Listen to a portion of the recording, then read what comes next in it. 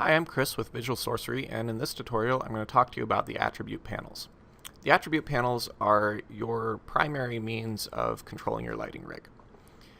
So you can see your attribute panels in the bottom right hand corner of the screen here. So these four panels right here. They consist of the intensity panel, which adjusts the intensity of your lights, the color picker, which is going to change the color, and your positioner, which is going to change your pan and tilt values. And then you also have the secondary attributes panel. And the secondary attributes panel contains everything else. All of the beam, pattern, system attributes, and whatever the light may be using. So first thing that I'm going to talk to you about is the hold and release functionality of all of these panels. So you'll notice that anything that I've made changes on is now highlighted in orange. And what that means is that it's holding values. So I changed the color to this magenta pink color, and so now it's holding that value. If I want to release that, I can mouse over this panel and I can hit R, and you'll see that orange highlighting went away, and then the lighting fixtures went back to white, which is their default.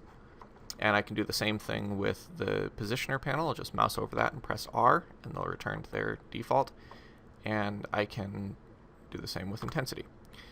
The secondary attributes panel has a couple of different ways of doing this. So if I make adjustments here, and I want to release just a single attribute, I can mouse over that attribute and hit R. If I want to release all of the attributes, I can mouse over a blank area and press R. The next thing I'm going to talk about is just the positioner real quick here. The positioner has a couple of different methods of setting the position values. Obviously you can do what I did the first time around here, and that's just click on this surface here and drag, and it's going to adjust both the pan and tilt values. If I want to adjust just the pan value, I can grab this handle up here and drag it, and it's going to do just pan. If I want to do just tilt, I can grab this handle and it'll do just tilt. Now, all of these functionalities, or all of these panels, support a mouse wheel functionality, with the exception of the color picker. So if I want to make a fine adjustment on, say, the intensity panel, I can mouse over it and then scroll with the mouse wheel, and it's going to make fine adjustments to it. And the slower that I scroll it, the finer it's going to be. If I'm doing small changes on this, it's going to be increasing or decreasing by like one 16-bit value, whereas if I'm scrolling fast, it's going to be increasing by a much larger amount for every click that the mouse wheel does.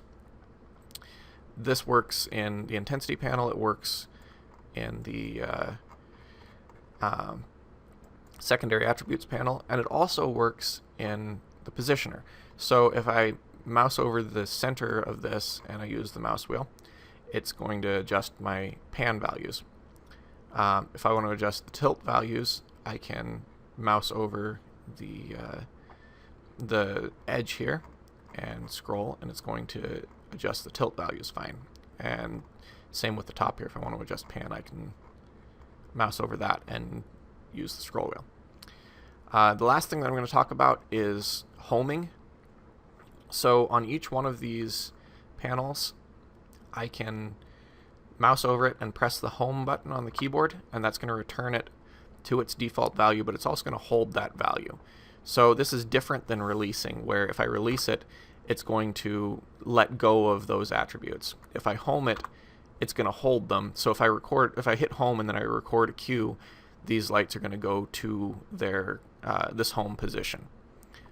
If I were to release them and record a cue, then these lights are just going to stay doing whatever they were being told to do in the last cue.